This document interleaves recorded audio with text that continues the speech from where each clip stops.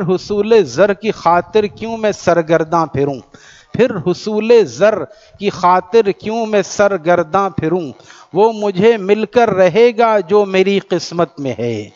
قرآن و حدیث اس پر دال ہیں، پوری پکی پکی دلیلیں۔ وما من دابۃ فی الارض، تو کوئی بھی چلنے والا زمین پر ایسا نہیں، علی اللہ رزقھا، جس کا رزق کا وعدہ اللہ نے نہ کیا ہو، سب سے وعدہ کیا۔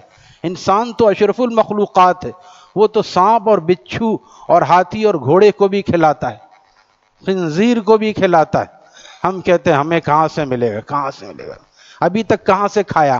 18 سال کا 20 سال کا جو نوجوان ہو گیا، اس سے پوچھے تم نے ابھی تک کہاں سے کھایا جو تم کہہ رہے ہو آئندہ کیسے کھائیں گے؟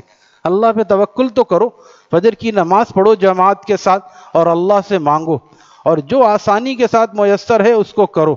ہمارے حضرت تو پسند نہیں کرتے تھے کہ چاہے کیسے بھی ہو یہیں پر رہو۔ شاعر کہتا ہے مزہ جب ہے یہیں رہ کر فضا بدلو گلستاں کی، وہ پورے غم سے گھبرا کر چمن چھوڑا نہیں جاتا، وہ پورے غم سے گھبرا کر چمن چھوڑا نہیں جاتا، یہیں محنت کرو۔ مفتی تقی صاحب لکھتے ہیں جہان دیدہ میں، ایک ہماری طرح گلیوں والے مولوی تھوڑی ہیں، ساری دنیا کے سفر کیے ہوئے، کہ جو اچھا ٹیلنٹ ہے وہ باہر چلا جاتا ہے اور وہاں جا کے وہ دوسروں کا مرہون منت اور غلام بن کے کام کرتا ہے۔ اگر یہی لوگ اپنے ملک میں رہیں تو ملک ترقی کرے۔ کوئی ایسے بیکار آدمی کو لے گا؟ ہنرمند کو لیتا ہے، یا تو ہنر بہت اچھا ہو یا تعلیم بہت اچھی۔ اسی لیے انہوں نے مشورہ دیا نوجوانوں کو کہ اپنے ملک کو چھوڑ کر نہ جائیں، اپنے ملک۔ لیکن ملک میں ہے بھی حالات بھی ایسے ہیں، یہ بھی، اور یہ حالات کس کا خاصہ ہے؟ یہ سب حکمرانوں کا قصور ہے، ہم لوگ کچھ نہیں کرتے۔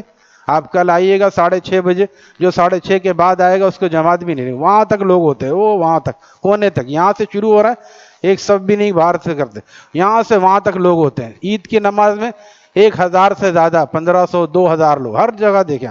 اور فجر کی نماز میں کتنے؟ اتنے کہ آپ انگلی سے گن سکتے ہیں۔ پہلی صف مکمل ہوتی ہے تو بڑی مشکل سے، نہیں تو بھائی ادھر کے لوگ ادھر آ جائیں، پہلی صف بھی مکمل نہیں ہو رہی، اور عید کی نماز میں اتنے لوگ ہیں۔ یہ کس کا قصور ہے؟ یہ حکمرانوں کا قصور ہے۔ انہوں نے منع کیا کہ نہیں بھائی عام نمازیں مت پڑھو، پھر عید کی نماز پڑھنا۔ تو پھر ہم حکمرانوں کو بلیم دینے کا ہمیں کیا اختیار ہے کہ ہم اس کو الزام دیں؟ ہمارا اپنا قصور ہے۔ سب مسلمان صحیح ہو جائیں تو حکمران بھی صحیح ہو جائیں گے۔